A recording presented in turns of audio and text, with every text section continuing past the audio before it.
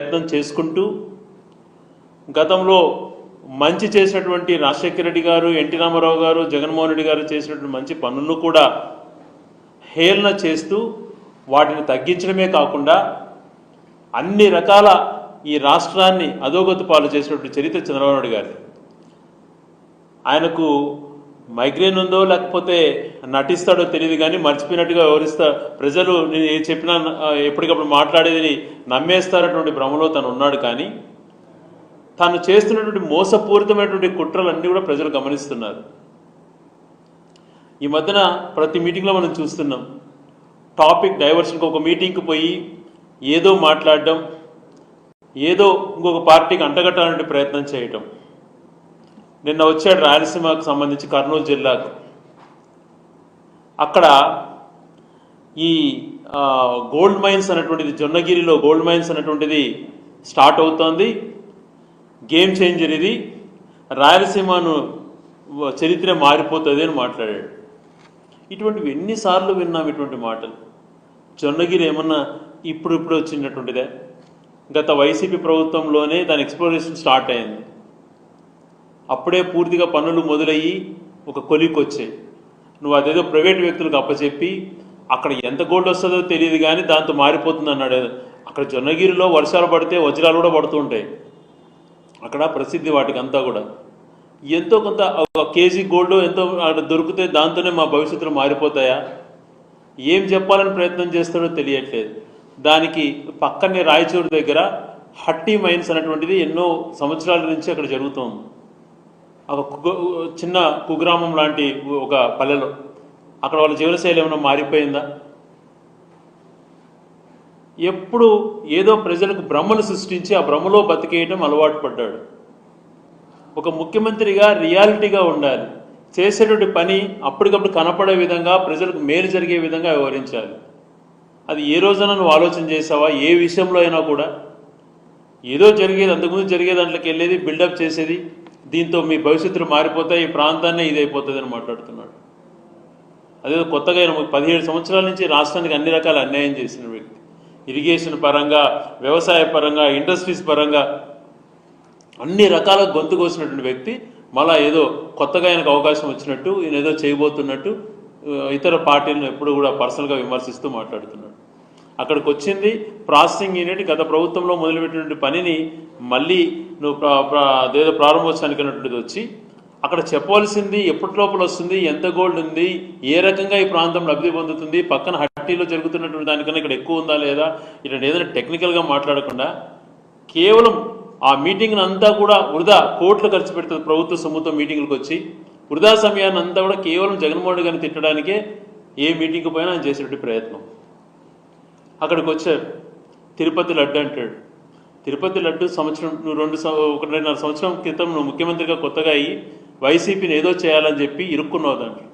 Supreme court దగ్గర నుంచి అనేక రకాల మొట్టికాయలు పడ్డాయి. తప్పు నువ్వు చేశావు, ఆ కల్తీ నెయ్యిని వాడింది నీ హయాంలో, జరిగిందంతా నీ హయాంలో తప్పు జరిగింది అని అన్ని వేలు ఆయన వైపు చూపించే కొద్దీ కొద్ది రోజులు కాముకుంటాడు. మళ్ళీ కావాల్సికి దాని ప్రజల్లో మళ్ళీ వైసీపీని ఏదో చేయాలన్నటువంటి ప్రయత్నం చేస్తూ ఉంటాడు. అసలు అది ఎంత ఘోరమైనటువంటి దేవుణ్ణి కూడా రాజకీయాల్లోకి లాగి నువ్వు చేసినటువంటి ప్రయత్నాలు ప్రపంచవ్యాప్తంగా నేను విమర్శించాను. అయినా నీకు బుద్ధి రాలేదు. అసలు సంబంధం లేని విషయాలు మాట్లాడుకుంటూ ఎంతసేపు ఏదో చేస్తున్నావు. అక్కడ వచ్చే కొద్దో గొప్ప గోల్డ్, మంచిదే, గోల్డ్ వస్తే రావాలి, మంచి జరగాలి, దాంతో జీవనశైలిని మారిపోతే ప్రాసెసింగ్ ఎక్స్ప్లోరేషన్ అంటే ఇంక ఎన్నో సంవత్సరాలు జరుగుతుందో అది. నేను చెప్పే ఇంతకుముందు హట్టి మైన్స్ అన్నట్టు పక్కనే ఉంటుంది. ఏమైనా జీవనశైలిని మారిపోయినాయి దాంతో ప్రాంతానికి? ఒక ఊర్లో మారలా, రాయలసీమకంతా మారిపోతాయి అన్నటువంటి మాటలు మాట్లాడుతావు. మొన్నటి వరకు ఏమన్నావు, హార్టికల్చర్ హబ్బు చేసేస్తాను, 1,00,000 కోట్లు ఖర్చు పెట్టి రాయలసీమ అంతా అది చేసేస్తాను. ఏం చేస్తున్నావు? రాయలసీమకి అన్యాయం చేస్తున్నావు. గతంలో దివంగత ముఖ్యమంత్రి రాజశేఖర రెడ్డి గారు ఆ పోతిరెడ్డి పాడు చేసి ఇక్కడ అనేక ప్రాజెక్టులు ఆయన హయాంలో నిర్మాణం జరిగినాయి కాబట్టి, జగన్మోహన్ హయాంలో అవి పూర్తిగా రూపకల్పన చేసి ఫుల్ ఫ్లెడ్జ్గా నీళ్ళు నిలబెట్టుకోగలిగినాం కాబట్టి ఈ సంవత్సరం వర్షాలు పడకపోయినా రైతులు కొద్దో గొప్ప పంట డ్యాముల కింద పంట వేసుకునే పరిస్థితి కలిగింది. గెండికోట నువ్వు చేసావా? పోనీ చిత్రావతి ఎక్స్పాండ్ నష్టపరిహారంలో ఏమైనా నువ్వు ఇన్వాల్వ్ అయ్యావా? ఏది చేశారు? ఏ ప్రాజెక్ట్ మీరు చేశారు? ఏదన్నా నువ్వు డిజైన్స్ నీ హయాంలో కంప్లీట్ చేసి ఆ డిజైన్స్ టెండర్స్ పిలిపించి ఒక్క డ్యామ్ అన్న కట్టగలిగే ఒక పేరున్నా చెప్పు చంద్రబాబు నాయుడు గారు అంటే చెప్పలేని పరిస్థితి నీకుంది. మీరు మాట్లాడితే ఎలా? ఈ ప్రాంతానికి సస్యశ్యామలం చేసేటువంటిది గండికోట నుంచి వచ్చేటువంటి ప్రాజెక్ట్ని నిలిపేశావు. ఇంకా మా జీవనాధారం రాయలసీమకు గేమ్ చేంజ్ అన్నా ఇంకోటి కావాలన్నా గతంలో పోతిరెడ్డిపాడు ఎలా ఉంటుందో అలాంటిది రాయలసీమ లిఫ్ట్ ఇరిగేషన్. దాన్ని టేకప్ చేయవా అంటే దాని గురించి పక్క రాష్ట్ర ముఖ్యమంత్రితో కొల్లుడయ్యి మన ప్రాంతానికి మంచి జరుగుతుంటే ఆ పక్క రాష్ట్ర ముఖ్యమంత్రి యొక్క మెప్పు కోసం ఆయన ఆన్ ద రికార్డు అసెంబ్లీలో చెప్పాడు, నేను బాబు గారితో చెప్పి ఆపించాను అని చెప్పి. ఆ ప్రాజెక్ట్ని ఆపి అక్కడ సెట్టింగ్లు వేశారంటవా? రాయలసీమ లిఫ్ట్ ఇరిగేషన్ ఎంత పూర్తయిందో ఒకసారి వచ్చి చూడు, నువ్వే వచ్చి చూడు. పెండింగ్ వర్క్స్ నువ్వు కంప్లీట్ చేయి, నీకు నిజంగా చిత్తశుద్ధి ఉంటే. దాంతో మా ప్రాంతానికి భవిష్యత్తు వస్తుంది అంతో ఎంతో. ఈ ప్రాజెక్టులు ఏదైతే గండికోట నుంచి చేసామో ఆ ప్రాజెక్ట్ కంప్లీట్ చేయి, లేకపోతే రాయలసీమ లిఫ్ట్ ఇరిగేషన్ మా జీవన శైలిలో మార్పులు వస్తాయంటే అట్లాంటి ప్రాజెక్టులు అయితే మాకు మార్పులు వస్తాయి. అవి గత ప్రభుత్వంలో టేకప్ చేశారటువంటి దురుద్దేశంతో దాన్ని ఆపేసేసి మళ్ళీ విమర్శ చేయడం, దాంతో ఆ ప్రాజెక్టుతో ఏం ఉపయోగం ఉంది అని చెప్పి. ఈరోజు హార్టికల్చర్ అన్నటువంటిది రాజశేఖర హయాంలో ఫ్రీ కరెంట్ ఇవ్వటం వలన ప్రతి ఒక్క రైతు ఇరిగేషన్ పరంగా వృద్ధి చెందారు. ఆయన పెట్టినటువంటి ఎన్ఆర్జీఎస్ వల్ల మామిడి తోటలన్నీ ఇవ్వటము, ఆ చెట్లు నాటుకోవడానికి కూడా ఆయన ఇచ్చినటువంటి డబ్బుతో రాజశేఖర గారి పీరియడ్లో స్టార్ట్ చేసినట్టు ఆ స్కీమ్ వల్ల బ్రహ్మాండంగా మామిడి తోటలు డెవలప్ అయినాయి. ఇప్పుడు ఏం జరుగుతోంది? మా ప్రాంతం హార్టికల్చర్ హబ్ చేస్తాను, ఏదో మార్పు చేస్తాను అంటున్నావు కదా, మా ప్రాంతంలో ఏం జరుగుతోందో. తూతాపూరి అనేటువంటి మామిడికాయలు దాదాపుగా 7 లక్షల టన్నులు రాయలసీమలో ఉన్నాయి. గత సంవత్సరం అనేక రకాల జగన్మోహన్ గారు ఒత్తిడి చేస్తే 4 రూపాయలు ఇస్తానని చెప్పి చాలా మాత్రం ఎగరగొట్టావు. ఈ సంవత్సరం మళ్ళీ పదే మేము మాట్లాడుతుంటే 4 రూపాయలు ఇస్తానంటున్నావు. ఏ మాత్రం గిట్టుబాటు కాదు రైతుకి. కనీసం 20 రూపాయలన్నా ఇవ్వయ్యా. నువ్వు పెట్టేటువంటి హెలికాప్టర్ల ఖర్చుకు నీకు నీ కొడుకుని భాగస్వామిగా హెలికాప్టర్ల ఖర్చుమైన కూడా కాదు ఆ డబ్బు. అది రైతులకు చెందనివే అంటే మాట్లాడట్లేదు. ఈరోజు రైతుల పరిస్థితి దయనీయంగా ఉంది. మామిడి తోటలన్నీ కూడా రోజుకు 100 ఎకరాలు కొట్టేసేసి సెంచరీ ప్లేవుడ్స్కి తరలిస్తున్నారు. ఎంత బాధాకరంగా ఉంటుందండి విషయాలు ఇవి. వీటిపైన ఎప్పుడన్నా మాట్లాడుతున్నావా నువ్వు? కనీసం ఆలోచన చేస్తున్నావా? ఏం మారుతా నీ హ్యాండ్ ఇది జరుగుతూ ఉంది. రైతులు కన్నీరు గారుస్తూ ఉన్న తోటలన్నింటినీ కూడా దాంట్లో కొట్టేసేసి దాన్ని నీ ప్రాసెసింగ్ యూనిట్కి పంపించే పరిస్థితి ఏర్పాటు చేసావు నువ్వు. ఇది నువ్వు చేసినటువంటి రాయలసీమకు మంచి చేసినటువంటిది. ఆ నష్టపరిహారంగా మామిడి రైతులను కానీ ఇక్కడ పండేటువంటి చీనీ కానీ హార్టికల్చర్ కానీ స్పెషల్గా బెనిఫిట్స్ ఏమైనా రైతులకి ఇచ్చి ఆదుకుందామంటే ఏది చేయట్లేదు. ఏ పంట పెట్టినా దోస దగ్గర నుంచి మిరప ఏ పంట పెట్టినా అన్ని రాయలసీమలో పెట్టిన ప్రతి పంటకు నష్టాలే వచ్చినాయి. టమాటో రైతులు మొన్నటి అల్లాడిపోయారు. నువ్వేదో చేస్తానంటావు. మరి ఈ రకంగా 100 ఎకరాలలో మామిడి తోటలు కొట్టేస్తుంటే ఓ పక్కన పచ్చదనం పోవడమే కాకుండా ఇది సమతుల్యం కూడా తగ్గిపోతుంది. ఎన్విరాన్మెంట్ కూడా తగ్గిపోతుంది అన్నటువంటి బాధ కలుగుతుంది. ఏ ఊరికి వెళ్ళినా అటు మామిడి తోటలకు ప్రసిద్ధి చెందినటువంటి కోడూరు ప్రాంతంలో చూస్తే 100 లారీలు పోతున్నాయి. వీరబల్లి అనేటువంటిది ఫేమస్ మన ఉమ్మడి కడప జిల్లాలో, అక్కడి నుంచి తోటలు 100 ఎకరాలు కొట్టేస్తున్నారు. రాయచూడి ప్రాంతంలో కానీ ఏ ప్రాంతంలోకి వెళ్ళినా కూడా మామిడి తోటలన్నీ కూడా కొట్టేస్తున్నారంటే నువ్వు చేసేటువంటి ఈ దుర్మార్గ పాలనతో నువ్వు రైతులకు ఏమాత్రం సపోర్ట్ చేయకపోవడంతో జరుగుతూ ఉంది. ఇవన్నీ చేయకుండా నువ్వు రాయలసీమలో ఏదో పెద్దగా ఉద్ధరించేస్తున్నటువంటి పదే మాటలు మాట్లాడటం నీ ప్రభుత్వంలో జరిగినటువంటి తప్పులను కప్పిపుచ్చుకోవడానికి. ఉదాహరణకి ఒక మనిషిని సాయికృష్ణ అనేటువంటి వ్యక్తిని అత్యంత దారుణంగా మీ యొక్క వ్యవస్థలలో మీరు ఉపయోగించుకొని మీ యొక్క లావాదేవీల కోసం ఎవరెవరు కాంప్రమైజ్ అయినారో అవి మీరు ఆ దారుణంగా ఆ మనిషిని చంపేసేసి కనీసం శవం కూడా లేకుండా చేసినటువంటి పరిస్థితి మీ హాయంలో ఇప్పుడు మీ టైంలో మనకు జరిగింది. ఆ కన్న తల్లి కనీసం బూడిదన్నా ఇవ్వండి అంటే బూడిదిచ్చే పరిస్థితుల్లో కూడా లేదు. డెడ్ బాడీని కూడా లేకుండా చేసేటువంటి పరిస్థితి కల్పించి సిగ్గు లేకుండా కోర్టును కూడా తప్పుదో పట్టించే విధంగా మేము వెతికి పట్టుకొస్తాం. 29 వరకు టైం తీసుకుంటాం. వీళ్ళకి తెలిసి చంపేశారన్నటువంటి విషయాలు కోర్టును తప్పుదో పట్టించారు, ఆ తల్లిని తప్పుదో పట్టించారు, ప్రజలను తప్పుదో పట్టించి దారుణంగా ఆ వ్యక్తిని చంపి సిగ్గు లేకుండా కులాల ప్రస్తావనతో ఒక ముఖ్యమంత్రి అనేటువంటిది మర్చిపోయి అతను కాపు కులస్తుడే, ఆ సీఐ కూడా కాపు కులస్తుడే అని మాట్లాడతావా? ఇది ఏందండి నైతికత? కనీసం అలా మాట్లాడకూడదు. నీ హుదాకు సంబంధించిన ఆలోచన చేయకుండా అంటే కాపు సీఐ కాపు ఇదైతే చంపవచ్చా? సేమ్ కులం వాళ్ళు చంపుకోవచ్చు అనేటువంటిది నువ్వేమన్నా గవర్నమెంట్ ఏమైనా పెట్టబోతున్నావా? కులాల ప్రస్తావన తెస్తావా? ఆ మనిషి గురించి అడిగినప్పుడు అతను ఫోక్సో కేసు ఉంది, అతను 25 కేసులు ఉన్నాయి. వాస్తవంగా ఎంక్వైరీ చేస్తే అతని పైన 2 కేసులు ఉన్నాయి. మరి మీ శాసనసభ్యులు ఒకరొకరి పైన 90 కేసులు 70 కేసులు ఉన్నాయి. 164 మంది మీ కూటమి ఎమ్మెల్యేలలో 135 మంది పైన 30-40 కేసుల పైన ఉన్నటువంటి వాళ్ళు ఉన్నారు. మరి వాళ్ళందరినీ ఏం చేయాలి? ఎన్కౌంటర్ చేస్తావా? దుర్మార్గంగా వ్యవహరించేటువంటి వ్యవస్థను సర్వనాశనం చేసేటువంటి కార్యక్రమం. కోర్టులంటే భయం లేదు, న్యాయ వ్యవస్థను గౌరవించేది లేదు, చట్టాలను గౌరవించేది లేదు. అన్నీ తమ పరిధిలోకి తీసుకొని ఇష్టానుసారంగా వ్యవహరిస్తూ ఈ దోపిడీ ఏకైక మార్గంగా. మళ్ళీ మాట్లాడుతున్నాం రాయలసీమ గురించి పదే పదే. ఇక్కడ బ్రహ్మాండంగా రూపుదిద్దుకున్నటువంటి మెడికల్ కాలేజీలు కళ్ళ ముందర కట్టినట్టు ఎంత మంచిగా ఉన్నాయి. ఆ మెడికల్ కాలేజీని స్టార్ట్ చేయలేక ఆ మెడికల్ కాలేజీలు ఈర్ష్యతో వాటిని మూతపెట్టి ఇక్కడ ఎక్విప్మెంట్ తరలిస్తున్నవే సిగ్గు లేకుండా. ఏం చెప్పాలి? గతంలో మాకు సంబంధించినటువంటి హంద్రీనివాకు సంబంధించిన ప్రాజెక్టులో లిఫ్ట్లు కూడా తీసుకెళ్ళి నువ్వేదో లిఫ్ట్కి పెట్టాలని బయట ప్రాంతాలకు తరలించావు. ఇక్కడ హాస్పిటల్కి వచ్చిన ఎక్విప్మెంట్స్ తరలిస్తున్నాం. మా ప్రాంత వాసుల రాయలసీమ ప్రాంతం చిరకాల కోరికలైనటువంటి నంద్యాల జిల్లా జగన్ హయాంలో ఏర్పడింది, తిరుపతి జిల్లా జగన్ గారి హయాంలో ఏర్పడింది, పుట్టపర్తి పేరుతో సత్యసాయిబాబా పేరుతో ఏర్పడిన జిల్లా. మాకు ఏర్పడిన ఒక జిల్లాను కూడా దాన్ని నిర్వీర్యం చేసేసి కడప జిల్లా ఏర్పడిన రాయచూడి ప్రాంతం నిర్వీర్యం చేసే జిల్లాను తరలించావు. అక్కడ ప్రజల మధ్యన చిచ్చు పెట్టావు. నువ్వేం చేసావు? రాయలసీమకి ఒక్కటన్నా చేపట్టావా? రాజశేఖర్ గారి పీరియడ్లో శ్రీ సిటీ లాంటి అనేక ఇండస్ట్రియల్ హబ్స్, కొప్పర్తి లాంటి ఇండస్ట్రియల్ హబ్స్ వచ్చినాయి. నీ హయాంలో ఏమన్నా ఒక్కటన్నా చేసావా? వాటిని నాశనం చేయాలని చూస్తున్నాం. అన్ని రకాల రాయలసీమ ప్రజలు గొంతు కోసి ఈరోజు ఏదో చేయబోతున్నాను. మాకు బంగారు తొరిగేది లేదు. ఒకటే నువ్వు ఈరోజు ఆలోచన చేయి. మాకు కానీ మీరు ఆ రాయలసీమ లిఫ్ట్ ఇరిగేషను, ఈ హంద్రీనివా గాలేరు నగిరి లిఫ్ట్ ఏదైతే ఈ జాయినింగ్ ఉంటుందో ఇప్పుడు స్టార్ట్ చేసినటువంటి ప్రాజెక్ట్ని, ఈ 2 ప్రాజెక్టులు నీ 2 సంవత్సరాల హయాంలో కంప్లీట్ చేసి చిత్తశుద్ధి ఉంటే చెయ్యి. అంతేగాని మభ్యపెట్టే మాటలు చెప్పుకుంటూ నేను హార్టికల్చర్ హబ్ చేసేస్తా, రాయలసీమను రత్నాలసీమ చేస్తా, ఇవన్నీ నీ బోగస్ మాటలు, నీ అసత్యమైనటువంటి మాటలు, మభ్యపెట్టే మాటలు. ఈ ప్రాంతాన్ని మోసం చేస్తున్నావు. ఫ్యాక్షన్ గురించి మాట్లాడే మీకు అర్హత ఉందా? ఫ్యాక్షన్ గురించి మాట్లాడే అర్హత? 82 తెలుగుదేశం పార్టీ పుట్టక ముందు ఏ ప్రాంతంలో ఫ్యాక్షన్లు? మీ పార్టీ ఆవిర్భావం నుంచి 2004 రాజశేఖర్ గారు ముఖ్యమంత్రి అయ్యేంత వరకు దారుణాది దారుణ పరిస్థితులు మీరు క్రియేట్ చేశారు. ఫ్యాక్షన్ రాయలసీమలో క్రియేట్ చేసింది, నక్సలిజం మీరు క్రియేట్ చేశారు. ఇవన్నీ లా అండ్ ఆర్డర్ ప్రజలకు ఇబ్బంది పెట్టే కార్యక్రమాలన్నీ మీరు చేసి ఈ ప్రాంతాన్ని అధోగతి పాలు చేసి మళ్ళీ మాపై నిందలు వేస్తారు. 2004లో రాజశేఖర్ గారు ముఖ్యమంత్రి అయిన తర్వాత ఫ్యాక్షనిజాన్ని, నక్సలిజాన్ని అట్ ఏ టైం ఎరాడికేట్ చేసినటువంటి గొప్ప వ్యక్తి ఆయన. అవి మర్చిపోయి నిందలేసేటువంటిదే వాళ్ళు వ్యక్తిగత అసాసినేట్ చేసేటువంటి పనులు మీరు చేస్తున్నారు. ఎక్కువ నక్సల్స్ యొక్క విభాగాలకు సంబంధించినటువంటి అనేక రూట్లు మీకుండి అటువంటి వ్యక్తులను మీరు మంత్రులు చేసి మీ చరిత్ర మీద ఫ్యాక్షనిస్ట్ను మంత్రులు చేసి అనంతపురం జిల్లాలో పరిటాల రవి గారు చనిపోతే ఫ్యాక్షన్ వద్దు, ఫ్యాక్షన్ లేని కుటుంబాన్ని రాజకీయాలకు తీసుకొద్దాం, నేను నాంది పలుకుతానని చెప్పినటువంటి వ్యక్తి రాజశేఖర రెడ్డి గారు.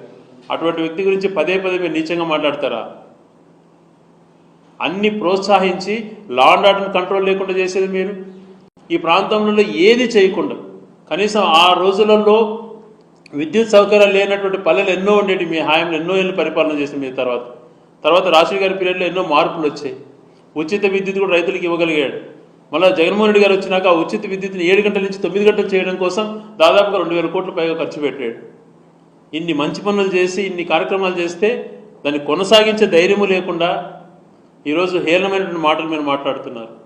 ఏదైనా కూడా మీ పరిపాలన సరిగైనటువంటి ఉన్నాయా? సామాన్యుడికి భద్రత ఉందా?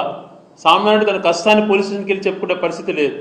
ఓ పక్కన పిల్లలపైన మానభంగాలు, లా అండ్ ఆర్డర్ ఎక్కడ చూసినా దాడులు, ప్రశ్నిస్తే కొట్టడాలు, కేసులు పెట్టడాలు, ప్రశ్నించిన వాళ్ళపైన చూపేటువంటి శ్రద్ధ నేరస్తులపైన చూపిస్తే రాష్ట్రం బాగుపడుతుంది.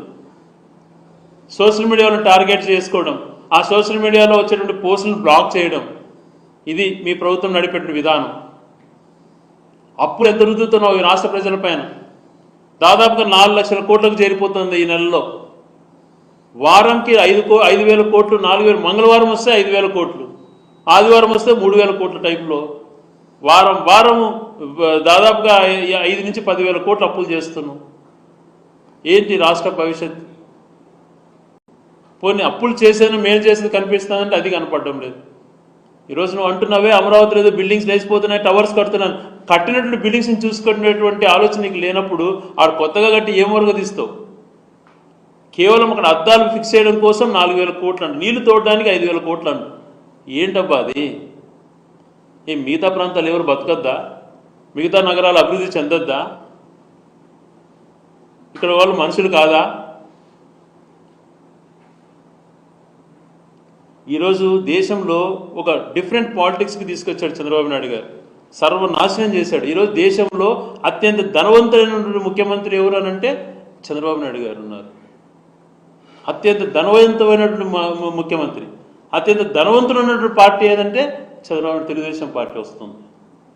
నిన్నగాక మన రాజ్యసభలో చూస్తే ఈ రాష్ట్రంకి సంబంధించినటువంటి తెలుగుదేశం సంబంధించిన ఎంపీల యొక్క ఆస్తి దేశంలోని ఎంపీలలో 45% ఒక ఆంధ్రప్రదేశ్ నుంచే ఉందండి. ఎటువంటి వాళ్ళకి ఇస్తావా నువ్వు? ఇచ్చినటువంటి ఈ రాష్ట్రంలో ముఖ్యమంత్రి తర్వాత అత్యున్నటువంటి పెద్ద స్థానం రాజ్యసభ మెంబర్. ఎవరికన్నా ఇస్తావా? బడుగు బలహీన వర్గాల గురించి ఏ రోజున ఆలోచన చేస్తావా? బడుగు బలహీన వర్గాల పార్టీ అంటావే, ఎవరికి ఇచ్చావు నువ్వు? జగన్మోహన్ రెడ్డి గారు బీసీలైనటువంటి సుభాష్ చంద్రబోస్ గారి కానీ, మత్స్యకారులైనటువంటి మోపిదేవి వెంకటరమణ గారికి కానీ, అనేకమైనటువంటి కావలికి సంబంధించిన ఒక వ్యక్తికి, కృష్ణయ్య గారికి, ఇటువంటి వాళ్ళకంతా దళితులు కూడా ఇచ్చినటువంటి చరిత్ర మా బాబురావు గారికి, ఇట్లాంటి చరిత్ర వైసీపీకి ఉంది. నువ్వు ఇచ్చేటువంటిది అంతా కార్పొరేట్ రంగానికి సంబంధించినటువంటి వాళ్ళతో అమ్ముకుంటావు ఆ పోస్టులు కూడా. నువ్వు మాట్లాడుతావు బడుగు బలహీన వర్గాల గురించి, కులాల గురించి. ప్రతి విషయానికి కులాలు తీసుకొచ్చేది మీరు, ఎక్కడ ఏది జరిగినా కులాల పేర్లు ఎత్తేది మీరు. ఒక ముఖ్యమంత్రిగా ఉండి కులాల గురించి మాట్లాడేటువంటి ఆలోచన, మాట్లాడకూడదు అనేటువంటి ఆలోచన లేకుండా చనిపోయిన వ్యక్తి కాపు కులస్తులే, చంపిన వ్యక్తి సిఐ కాపు కులస్తులే అని మాట్లాడితే ఏ మెసేజ్ ఇస్తున్నట్టు మీరు రాష్ట్రానికి? ప్రతి విషయంలో కులాల గురించి మాట్లాడేది మీరు కాదా? క్రిమినల్ బ్యాక్గ్రౌండ్స్ మీకే ఉన్నాయి, అత్యంత కరప్టెడ్ అయినటువంటి రాజకీయవేత్తలు మీ దాంట్లోనే ఉన్నారు. అన్ని ఎవిడెన్సెస్ సహా బయటకు వస్తున్నాయి. మరి నువ్వు కప్పిపుచ్చుకోవడానికి వైసీపీ పైన మాట్లాడతావు ప్రతి విషయం. ఈరోజు రాష్ట్రంలో వైసీపీ అనేటువంటి పార్టీ ప్రశ్నించకపోతే ప్రజలకు చాలా అన్యాయం జరిగేటువంటి పరిస్థితులు ఏర్పడ్డాయి. ఎన్ని కష్టాలు వచ్చినా, కేసులు వచ్చి బెదిరిస్తున్నా, ఎన్ని రకాల పోలీసులు వేధిస్తున్నా వైసీపీ నాయకులు ప్రజల కోసం ప్రశ్నిస్తున్నారు. ఈరోజు ఉదాహరణ సాయికృష్ణ గారి విషయమే. జగన్మోహన్ రెడ్డి గారు ముందుకు రాకపోయినంటే కనీసం ఆ విషయం పైన స్పందించలేదు ఇటువంటి వ్యక్తులు. ఈరోజుకి మళ్ళీ పేపర్లో చూస్తున్నాం ఆ రిపోర్ట్ గురించి, కస్టడీ రిపోర్ట్ పైన సిఐ గారు చేశారటువంటిది, దాని కేసును ఆయన పైన ఒక్కరినే పైన పెట్టేసి తప్పించుకోవాలని చూస్తున్నారు. ఆయనకి ఏదో ఆఫర్స్ పెట్టేసి. ఎలా చనిపోయాడు, కస్టడీలో చనిపోయిన తర్వాత ఆ డెడ్ బాడీని ఎలా తీసుకుపోయారో, ఎలా మాయం చేశారు, ఎలా బూడిద చేశారనేటువంటి విషయాలు ఎక్కడన్నా మెన్షన్ చేశారా? అవి లేకుండా అన్నీ చెప్తున్నారు. ఒక మనిషి చంపేసేసి ఒక మనిషి భుజాన పైన వేసుకొని పోతుంటే వ్యవస్థ మిగతా వాళ్ళంతా ఏం చేస్తున్నట్టు? అక్కడ ఎంతమంది ఇన్వాల్వ్ అయ్యారు, దీంట్లో ఎంతమంది ఉన్నటువంటి విషయాలు కూడా బయటకు రావాలి కదా. పసిపాప అక్కడ తుని దగ్గర చనిపోతే రోజుకు ఒక స్టోరీ అల్లుతున్నారు. ఒక కుక్క స్టోరీ తీసుకొచ్చారు, ఆ కుక్క వచ్చిందంటే, ఆ కుక్క 4 రోజులు దాన్ని పట్టుకున్నారంట, కుక్కను వెంటబడ్డారంట, మళ్ళీ కుక్క చనిపోయిందంట. మళ్ళీ తర్వాత ఆ కేసు ముందుకు పోవాలి. ఆ పాప ఏమైందో చెప్పే పరిస్థితి లేదు. రాష్ట్రం అంతా ఇదే పరిస్థితులు, ఎవ్వరికి భద్రత లేని పరిస్థితులు. ఎందుకంటే రాజకీయ నాయకులు కబంధాస్తాలలో పోలీస్ వ్యవస్థను పెట్టుకున్నారు కాబట్టి. పోలీస్ వ్యవస్థ ఎప్పుడన్నా ఇండిపెండెంట్గా ఉంటే అందరికీ మేలు జరుగుతుంది. ఎప్పుడు పోలీస్ వ్యవస్థ ఒక కబంధాస్తాల్లోకి వెళ్తుందో అన్ని వ్యవస్థలు నాశనం అవుతాయి. దానికి కారకులు చంద్రబాబు నాయుడు గారు. నువ్వు నిజంగా సీనియర్ అని చెప్పుకునే వ్యక్తివి, ఇంకా దాదాపుగా పొలిటికల్లో నువ్వు 80 సంవత్సరాల దగ్గరికి వస్తున్నారు. ఇప్పటికన్నా మంచి ఆలోచన చేయండి. ఇప్పటికన్నా ఈ వ్యవస్థలు బాగుపరచాలా, ఈ వ్యవస్థలు నాశనం అయిపోతే అందరూ నాశనం అయిపోతారు, ప్రజలకు భద్రత ఉండదు అనేటువంటి పాయింట్ మీ నుంచి వస్తే ఎందుకు భయపడరండి మిగతా వాళ్ళు? ఆ ఆలోచనే లేకుండా ఎంతసేపు దుర్మార్గమైనటువంటి ఆలోచనలతో నీ యొక్క లబ్ధి కోసం తప్పుడు మాటలు మాట్లాడుతూ, జరగని విషయాలు జరిగినట్టు మాట్లాడుతూ, అక్కడికి జరిగి ఆ ఎవిడెన్సెస్ మాయం చేస్తారు. సుగాల ప్రీతి గురించి మాట్లాడితే ఎవిడెన్సెస్ మీ హాయంలో జరిగినటువంటి హత్య అది. వివేకానంద రెడ్డి గారు మీరు ముఖ్యమంత్రి ఉన్నప్పుడు జరిగినటువంటి హత్య. ఆ తప్పించుకోవడానికి మీరు చేసినటువంటి ఘోరాలు బయటకు రాకుండా ఎవిడెన్సెస్ మాయం చేసేస్తారని వైసీపీ వాళ్ళ పైన మాట్లాడడం సిగ్గు లేదా మీకు? ఎలా మాయం చేస్తారు? ఎవిడెన్సెస్ మాయం చేస్తే తిరిగి ఎవిడెన్సెస్ చూపించేటటువంటి ధైర్యం లేనటువంటి ప్రభుత్వమా మీది? మీకు చేతగాని ప్రభుత్వమా మీది? తప్పించుకునే వ్యవహారాలు కాదు, నింద వేసేటువంటిది. ఎంతసేపు ఇవన్నీ చూపించి వైసీపీని ప్రజలు చులకం చేయాలని చూస్తున్నాం. ప్రజల తరపున పోరాడుతున్నటువంటి పార్టీ ఇప్పుడు కాదు, ఏ రోజుకైనా ఎన్ని కష్టాలు వచ్చినా ప్రజల తరపున నిలబడతాం. నీ ఊడదొప్పులకు భయపడి లేకపోతే నువ్వు చేసే వ్యవస్థలను నాశనం చేసేటువంటి దానికి మేము లొంగం. నువ్వు చేస్తున్నట్టు ప్రతి తప్పును మేము నిలదీస్తాం, ముందుకు ఇదే రకంగా పోరాడతాం, ప్రజలకు అండగా ఉంటాం. కొన్ని విషయాలలో మీరు తప్పుదోవలు పట్టిస్తున్నారు, అనేక రంగాలలో జరిగినట్టుగా మీరు క్రియేట్ చేస్తున్నా కూడా ఇవన్నీ ప్రజల దృష్టికి తీసుకెళ్లేటువంటి రోజులు అన్ని ప్రజలు కూడా ఇప్పుడు గమనిస్తున్నారు. మీ డ్రామా మాటలు ఎవరు నమ్మట్లేదు.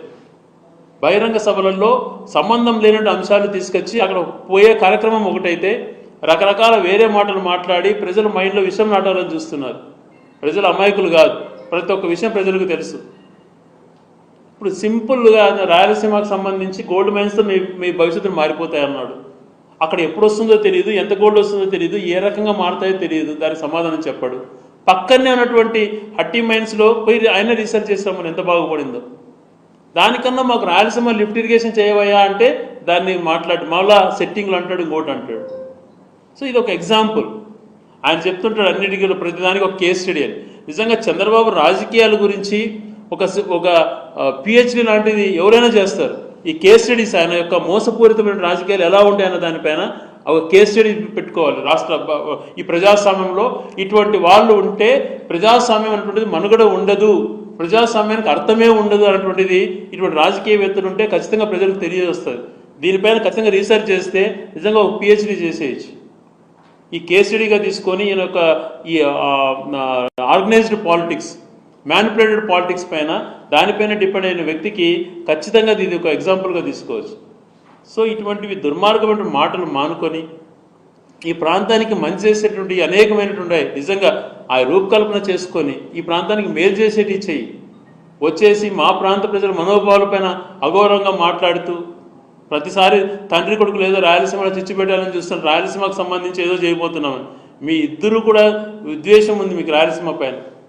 ఎక్కడో రైలు కాస్తే రాయలసీమ వాళ్ళు అంటారు, ఎక్కడో ఏదో జరిగితే రాయలసీమ గుండాలు అంటారు, పులివెందుల రౌడీలు అంటారు, కడప రౌడీలు అంటారు. ఇదే మీరు చేస్తున్నట్టు కార్యక్రమాలు ఈ ప్రాంతం యొక్క ఆత్మాభిమాన్ని దెబ్బతీస్తూ ఈ ప్రాంతానికి మేలు చేయకపోగా కీడు చేస్తూ, ఈ ప్రాంతానికి కాదు రాష్ట్రంలో ఏ ప్రాంతానికి కూడా 300 కోట్లతో బ్రహ్మాండంగా వైజాగ్లో ఒక ఇంటర్నేషనల్ స్టాండర్డ్స్ కట్టిన బిల్డింగ్స్ను అనేక రకాలుగా మాట్లాడారు. మీరు ఒక యోగా కోసం ఒక రోజులో ఖర్చు పెట్టి ఆ యోగా మ్యాట్ అని తిరిగిన చేస్తున్నారు. ఈరోజు దానికి ఏదో జగన్ సొంతం కోసం కట్టుకున్నారు. అది ఈ రాష్ట్రానికి తలమానికంగా ఉండాలనే కదా, వైజాగ్ అభివృద్ధి చెందాలనే కదా. ఏది చేసినా మంచి కార్యక్రమాలన్నీ చేశాం. మీ హయాంలో అన్ని ఫెయిల్యూర్స్, హామీలు అమలు చేయలేక, హామీలు ఎక్కడ ప్రశ్నిస్తారో, మహిళలు ఎక్కడ ప్రశ్నిస్తారో 1,000 ఇస్తారని చెప్పి మోసం చేశాను. 50 సంవత్సరాలు దాటిన వాళ్ళకు ఇంతవరకు పెన్షన్ ఇవ్వకపోగా కొత్తగా ఒక పెన్షన్ కూడా ఇవ్వలేనటువంటి వైఫల్యం చెందినటువంటి మీరు, ఒక ఇల్లు కూడా ఇవ్వనటువంటి మీరు ప్రజలు ఇవన్నీ ప్రశ్నిస్తారు అని చెప్పి బహిరంగ సభలలో రకరకాలుగా ఏవేవో సంబంధం లేని అంశాలు మాట్లాడి బురజల్లి కార్యక్రమం చేస్తున్నటువంటిది రాష్ట్ర ప్రజలు గమనించాలి అని చెప్పి ఇటువంటివి మానుకొని కనీసం ఇంకనైనా ప్రజలకు మేలు చేసేటువంటి ఆలోచన మీకు రావాలని చెప్పి కోరుకుంటున్నాను.